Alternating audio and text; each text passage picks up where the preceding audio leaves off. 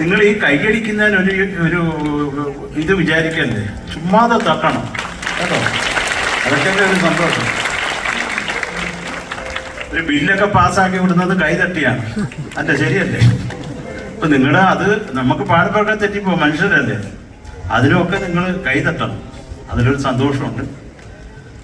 അപ്പൊ അത് ഇപ്പം തന്നെ കുറച്ച് ലേറ്റായി, കുറച്ചല്ല കുറച്ചിരി ലേറ്റായി. അപ്പൊ നമുക്ക് തുടങ്ങാം നിങ്ങളുടെയൊക്കെ അനുവാദത്തോടു കൂടി.